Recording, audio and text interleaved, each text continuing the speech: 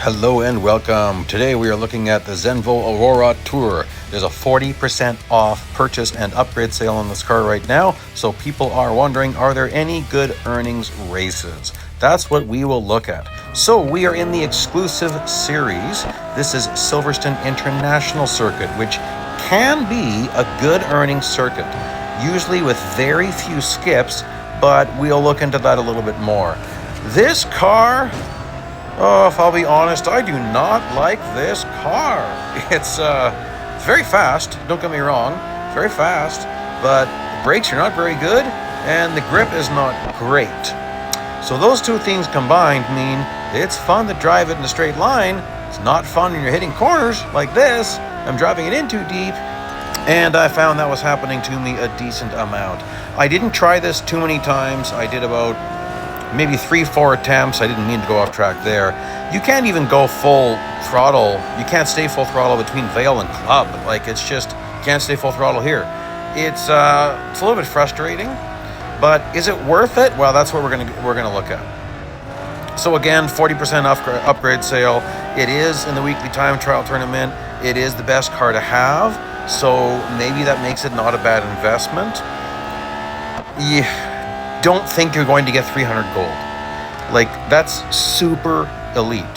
If you are a top level driver and you've got Group A before, then you might be able to. I get Group A maybe 1 out of every 8 times, maybe not even that much. It's not easy, guys. We're going to warp ahead here. Group A in a regular time trial is top 1%. It's really not that hard. It's not that hard for 2 reasons. 1, because it's top 1%. 2, the top level guys don't try very hard for regular time trials because there's no payout. But weekly time trial tournaments, Group A is 0.1%, 10 times fewer people. Very, very elite. I've been many times I've been in Group A and then I got kicked out and I couldn't get my way back in. I just couldn't be fast enough. The last day is often the make or break day. So anyway, we're cutting the Vale chicane here, and then from here to the next corner's Club. And yeah, you just can't necessarily keep it pinned. Like, if you have maybe the perfect race line with no one in your way, maybe. Definitely not here. And eventually I did start experimenting cutting this corner, like now, but even that wasn't great. The fastest braking ability you have in the game is with 4 tires off track. I know, that's insane, but it's true. I've tested this at length. I've done videos about it. So you can actually get better braking fully off track. But this car still seems funny, like it's extra loose off track. The interesting thing about vehicles, and I don't know if the developers actually do this on purpose or if it's a byproduct of programming, cars handle very differently off track than they do on track. One thing that is consistent to off track driving is pulses. The steering will pulse a bit, and so that's why sometimes you're steering heavy. Oh, this was a nice cut, sarcastically.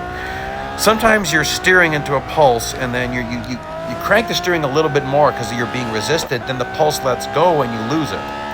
So it's tricky. There's a timing to off-track driving. It's an art, and I do think it's worth learning because we have some special events where they have required it. Now here's what's interesting. Like, I was encountering the perpetual point quite a lot earlier, which was strange, and then it seemed to dry up. But then it seemed to appear again, and then dry up, and then appear again. Like, it's interesting. I had no trouble keeping this going. I didn't take this cut too many times. I eventually opted to keep it on track as much as possible, because when you're off track, you don't earn anything.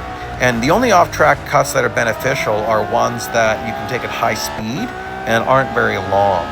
So, I mean, the chicane cut at Monza is, you're off track quite a bit, but you're super high speed. So the savings make sense. Cutting the second corner here, cutting the third corner technically, because you're taking the second corner. So cutting the third corner, I would say, is not very beneficial. If you're low on time, do it. The earnings of this race surprised me. Oh, by the way, upgrade sale, there's a link in the description to see what the full prices are. So you just subtract 40% from that. So follow that link to our Wiki Fandom page. We're going to stop this at 50, and then I'll do the frame per minute based on that. So I'm going to huck it, little freeze frame, huck it sideways. Then let's just see how damaged I got. Nothing, not a scratch. So I kept maximum performance the whole time. Let's see those numbers. Interesting thing about this circuit, I noticed the fame is almost always 11,700 for an exclusive series, which is 700 fame per lap. Kind of interesting. Fame per minute, 950. With my sloppy driving, 1,000 fame per minute is possible with cleaner driving. That means 4,000 fame per minute on 100% bonus fame day with the agent hired. This is not a bad option, guys. I prefer higher grip with better brakes, but again, not a bad option. Please like and subscribe. See you on the track.